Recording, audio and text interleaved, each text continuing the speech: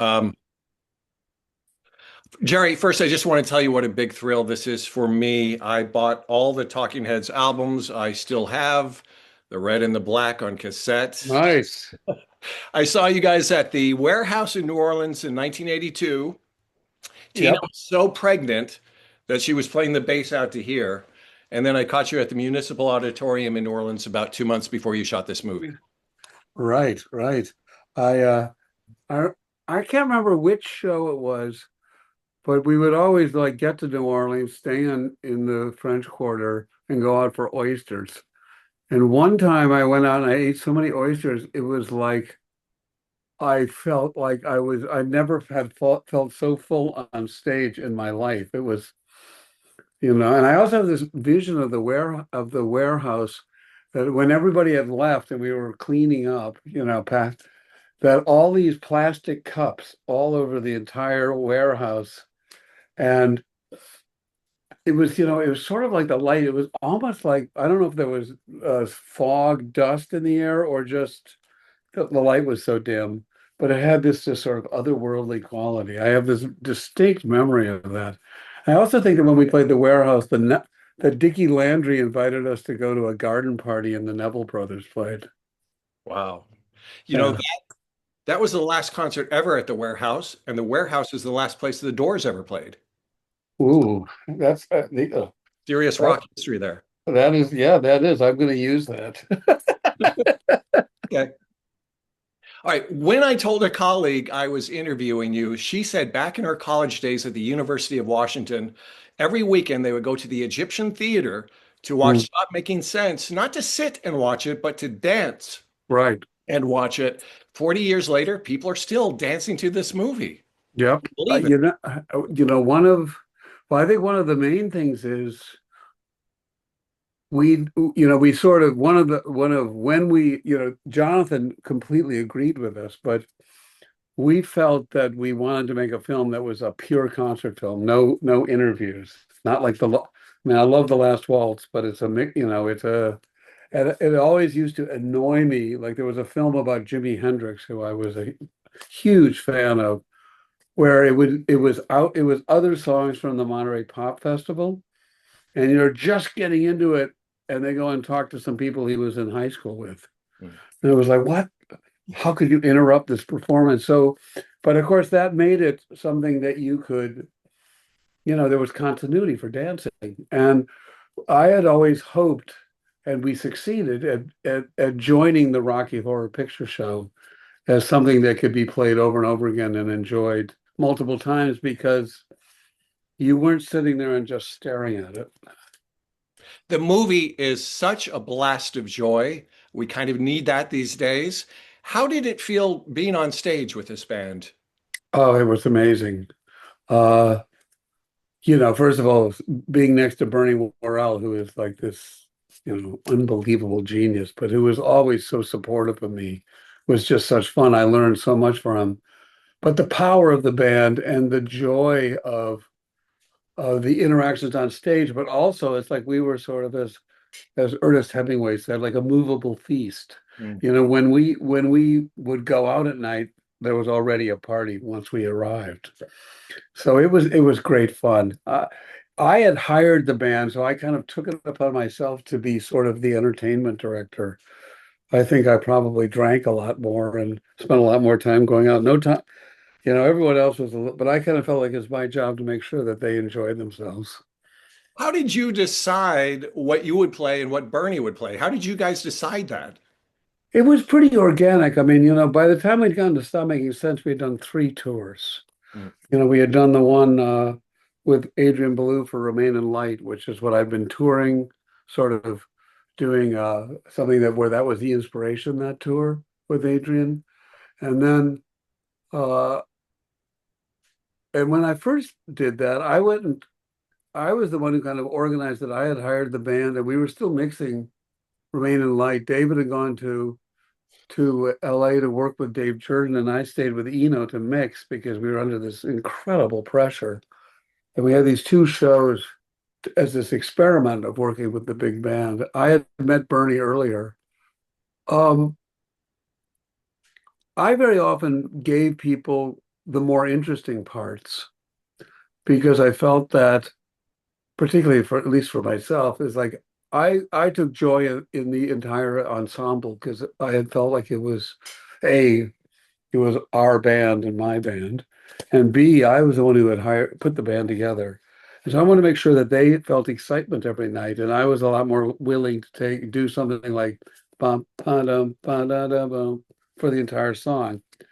That being said, organically over the years, certain things just developed, and there's some shows where I see I'm playing keyboards, and another one I'm playing guitar the next time.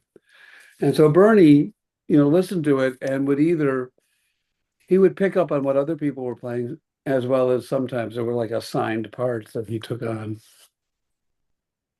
Let's talk about the movie a little bit.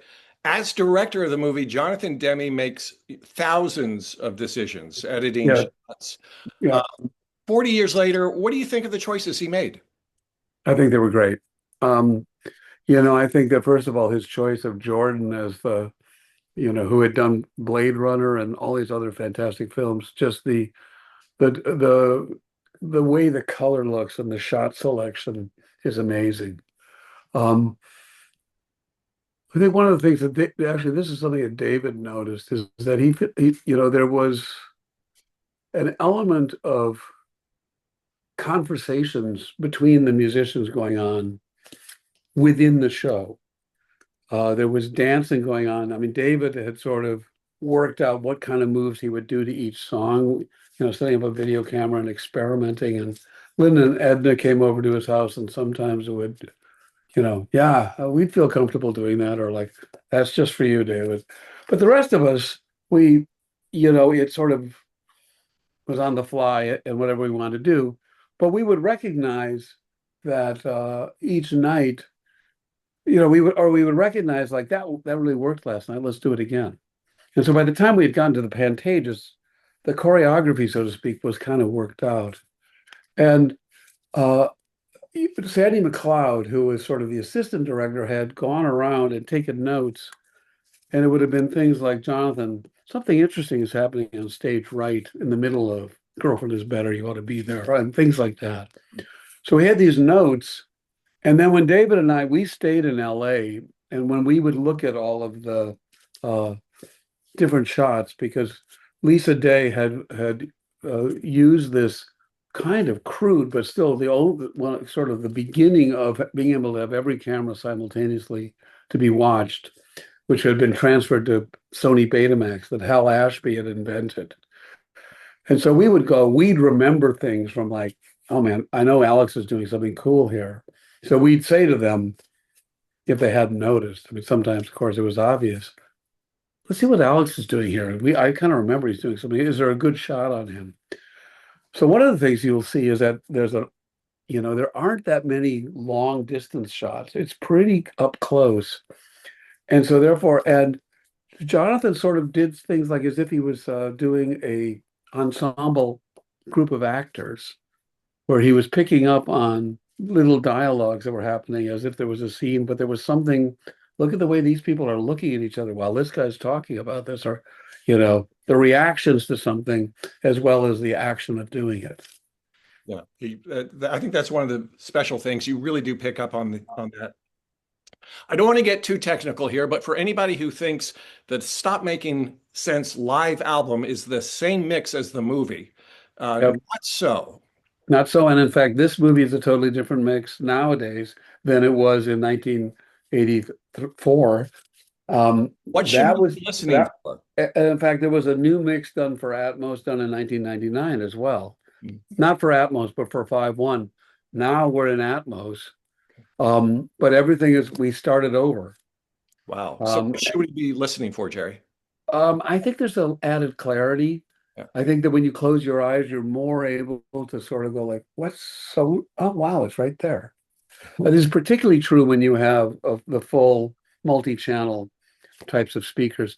Most of these events I've been doing have been being played in stereo because they'll maybe sometimes bring in what's sort of like what a concert PA is like to make it more like a concert.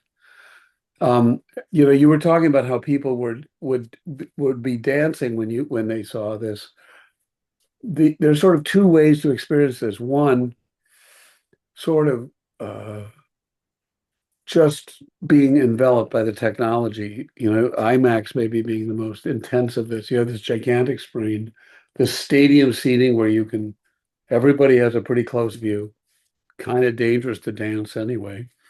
And, the band is bigger than life. You have to kind of keep moving your head to keep everything in, and then the sound all around you. A very good Atmos theater would be the same way as this.